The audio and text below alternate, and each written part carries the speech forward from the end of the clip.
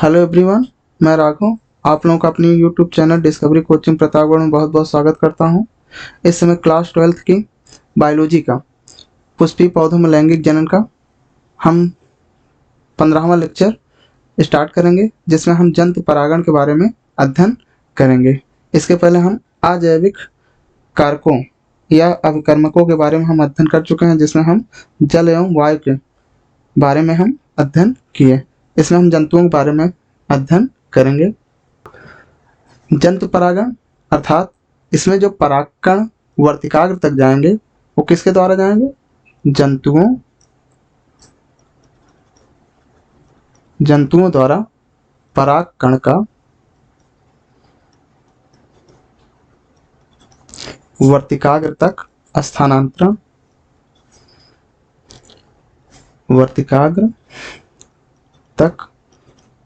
स्थानांतरण क्या कहलाता है? जंतु परागण कहलाता है। यहाँ अगर हम बात करें जो ऐसे पुष्प जिनमें जंतु परागण होता है उसे हम जंतु परागित पुष्प कहते हैं। जंतु परागित पुष्प कहते हैं। अगर हम इस पुष्प की बात करें, अगर इसको जंतुओं को आकर्षित करना है, जंतुओं को आकर्षित करने के लिए इसमें जो पुष्प होने चाहिए वो बड़े होने चाहिए, रंगीन होने चाहिए, खुशबूदार होने चाहिए, मकरंद युक्त होने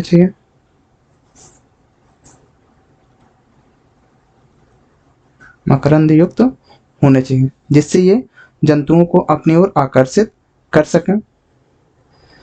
अब जंतुओं को देख लेते हैं, ऐसे कौन से जंतु हैं जो परागण में भाग लेते हैं, जिसमें से हम देख लेते हैं जैसे मधुमक्खी। अगर हम कीटों में बात करें तो मधुमक्खी एक प्रधान जंतु परागकर्मक है। दूसरा जैसे भौरे हो गए, तितलियां हो गई,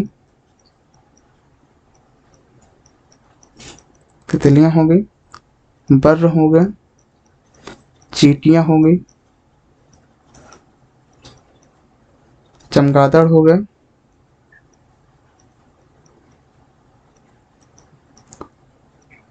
शलभ हो गए, कीट हो गए, पक्षी हो गए। पक्षियों में अगर हम बात करें जैसे शकरकोरा एवं गुंजन पक्षी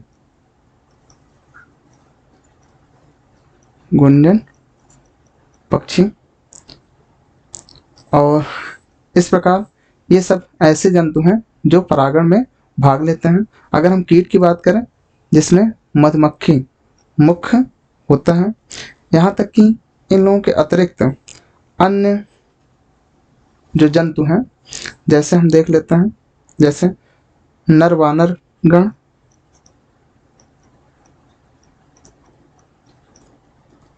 इनमें आ जाएंगे जैसे लीमर या लेम्यूर, वृक्षवासी,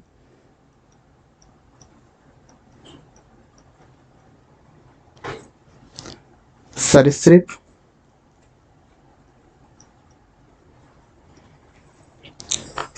में छिपकली आएगी। एक गीको छिपकली होती है तथा एक उपवन छिपकली होती है। उपवन छिपकली। तो ये सब ऐसे जंतु हैं जो पादपों के परागण के लिए सक्रिय रूप से पाए जाते हैं। यहाँ आप लोग बता दें, किसी विशेष पुष्प के लिए विशेष या विशिष्ट प्रकार के प्राणी पाए जाते हैं।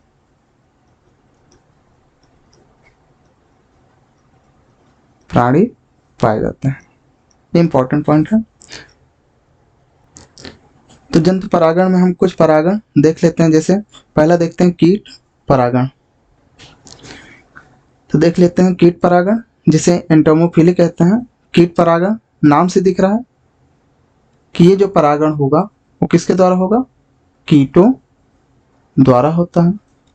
और आप लोगों को बता दें कि लगभग 80% कीट परागण वो किसके द्वारा होता है, मधुमक्खियों द्वारा होता है। किसके द्वारा होता है, मधुमक्खियों द्वारा होता है।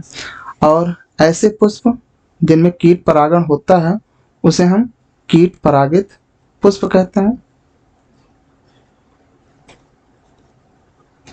कीट परागित पुष्प कहते हैं। ये जो पुष्प होते हैं ये कीटों को आकर्षित करने के लिए पुष्प बड़े होते हैं, रंगीन होते हैं, सुगंध युक्त होते हैं, सुगंध युक्त होते हैं तथा मकरंद से भरपूर होते हैं। मकरंद से ये भरपूर होते हैं। अगर ये पुष्प छोटे हुए, अगर ये पुष्प छोटे होते हैं तो ये एक पुष्प वृंत में समूह के रूप में, तो अगर ये छोटे पौधे होते हैं तो पुष्प वृंत पर ये समूहबद्ध होकर ये अधिक उभर जाते हैं।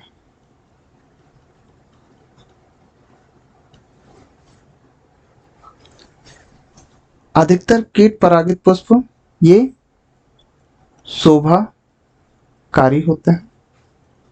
कैसे होते हैं, शोभाकारी, ऑर्नामेंटल प्लांट होते हैं। अर्थात ये सजावटी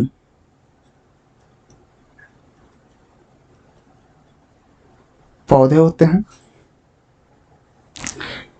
इनके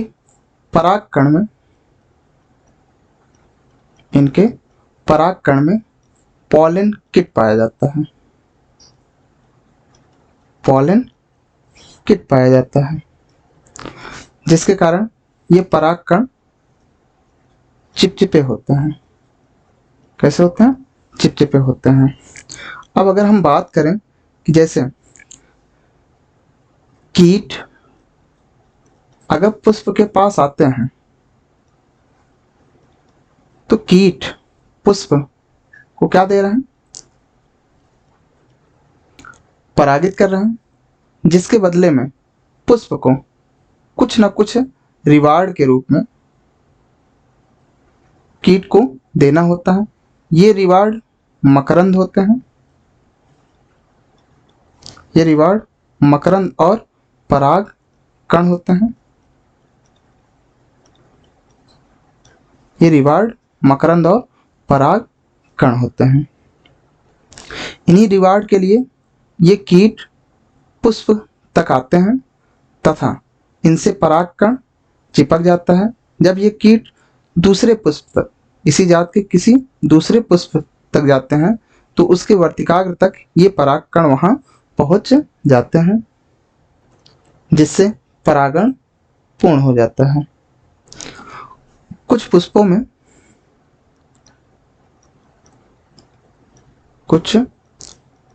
में ये जो रिवार्ड ये अंडे के लिए सुरक्षित स्थान होता है। सुरक्षित स्थान होता है। जैसे एक पौधा है एमॉर्फोफिलस, एमार्फोफैलस तथा दूसरा यक्का है। अगर हम एमॉर्फोफेलस की बात करें तो सबसे लंबा पुष्प लगभग 6 फुट लंबा पुष्प इसमें पाया जाता है, जिसके कारण कीटों को अंडे देने के लिए स्थान मिलता है। यहाँ हम अगर यक्का की बात करें, जो यक्का होता है ये सलभ कीट के साथ ये सहजीवन व्यतीत करता है, जहाँ दोनों ही अर्थात सलभ एवं पादप एक दूसरे के बिना अपना जीवन चक्र पूरा नहीं कर सकते। यहाँ जो सलभ होता है अपने अंडे को यक्का के पुष्प के अंडाशय के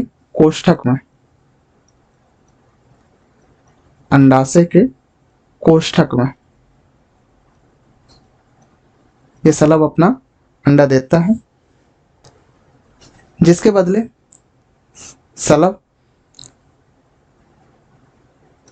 सलभ यक्का को परागित करता है, अर्थात यक्का में परागण सलभ द्वारा होता है। अर्थात इन दोनों का जीवन चक्र एक दूसरे पर निर्भर करता है। यहाँ अगर हम बात कर लें कि कीट का लार्वा अंडे से बाहर तब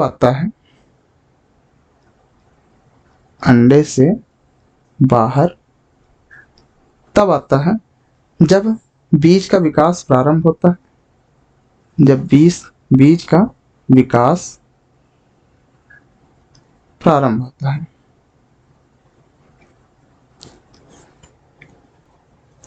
आगे देख लेते हैं पराग या मकरंद दस्य। पराग या मकरंद दस्य, इन्हें हम पॉलन या नेक्टर रॉबर्स कहते हैं। नेक्टर रॉबर्स कहते हैं। ये ऐसे कीट होते हैं, अर्थात ऐसे कीट जो बिना परागण की प्रक्रिया किए हुए हैं, यानी ये परागण नहीं करते, जबकि मकरंद या परागकण उस पुष्प से ये ले लेते हैं। मकरंद या परागकण का भक्षण करते हैं, अर्थात बिना परागण के ही ये पुष्प से मकरंद एवं परागकण का भक्षण कर लेते हैं। ऐसे कीट को हम पराग या मकरंद दस्य कहते हैं। यहाँ हम आगे कुछ प्रमुख कीट के बारे में देख लेते हैं।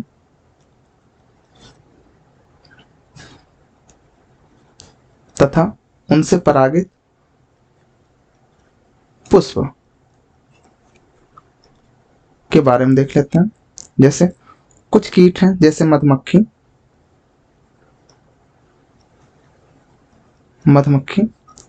ये कुछ पौधे हैं जैसे बनफसा होता है, बनफसा, लार्कस्पर, ऑर्किड और बोगनविलिया।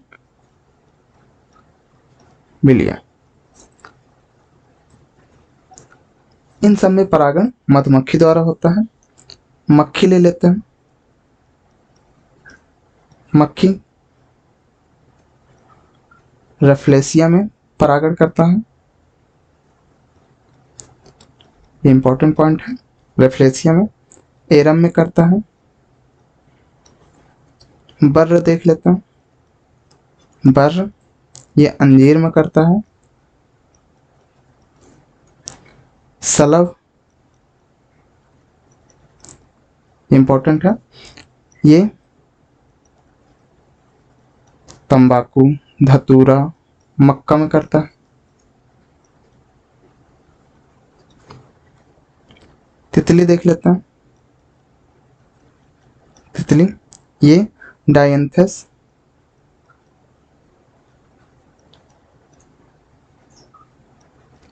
एवं लिली जैसे पुष्पों में ये कीट परागकण की प्रक्रिया पूर्ण करते हैं। तो ये था कीट परागण। आगे देख लेते हैं पक्षी परागण के बारे में।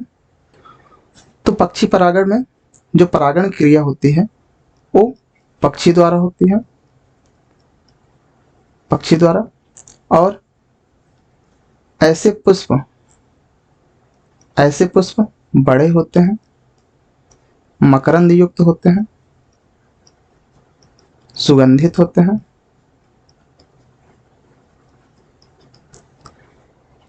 इसमें ये पक्षी मधुपान करने अर्थात मकरंद के लिए, इसको हम लिख सकते हैं मधुपान के लिए जब जाती है तो इन पक्षियों के चोंच में या उनके सिर पर, इन पक्षियों के चोंच सिर पर परागकण चिपक जाते हैं। और जब ये पक्षी किसी दूसरे पुष्प पर जाते हैं तो ये परागकण को वहां छोड़ देते हैं, जिससे परागण प्रक्रिया संपन्न होती है। जैसे हम यहाँ कुछ एग्जाम्पल ले लेते हैं, जैसे बिग्नोनिया, इसमें गुंजन करने वाली पक्षी, जिसे हम गुंजन पक्षी कहते हैं, इसके द्वारा परागण होता है।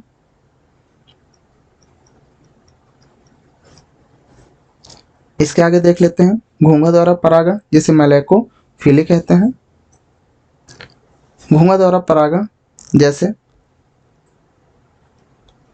लेमना में होता है तथा पोएसी कुल के कुछ सदस्यों में होता है। पोएसी कुल के कुछ सदस्यों में घोंघा द्वारा परागण होता है। अगला देख लेते हैं चमगादड़ द्वारा परागण। इसमें जो पुष्प होता है, ये चमगादड़ पुष्प के गंध से इस पुष्प के पास आते हैं। क्योंकि जो चमगादड़ होता है ये रात्रि चर होते हैं, जिसके कारण चमगादड़ द्वारा परागण के लिए जो पुष्प होते हैं इन्हें रंगीन होने की आवश्यकता नहीं है। तो यहाँ देख लेते हैं जैसे चमगादड़ द्वारा जो जिन पुष्पों में परागण होता है, जैसे कचनार हो गया, कदम हो गया आदि, इन सब में चमगादड़ द्वारा परागण होता है। आगे देख लेते हैं पर परागण के लाभ तथा हानियां।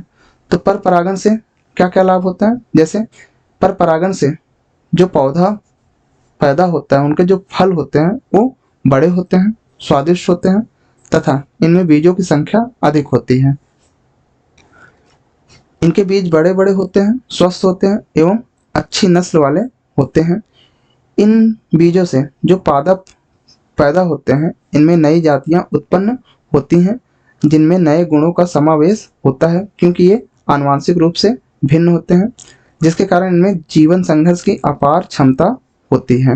ये पर परागण कुछ लाभ हुए। अब हानियां देख लेते हैं। तो पर परागण के लिए किसी एक पौधे को दूसरे पौधे पर निर्भर होना पड़ता है, किन्हीं बाह्य कारकों पर निर्भर होना पड़ता है। पर परागण के लिए कीटों जैसे कारकों को आकर्षित करने के लिए पुष्पों को चटकीले रंग, बड़े दल, सुगंध तथा मकरंद उत्पन्न करने के लिए अधिक ऊर्जा का ह्रास करना पड़ता है। तो आज के लिए इतना ही। पर परागण यहाँ तक समाप्त होता है। इसके बाद हम कृत्रिम संकरण के बारे में अध्ययन करेंगे। इसका PDF लिंक में दिया जाता है, आप लोग उसे देख सकते हैं। धन्यवाद।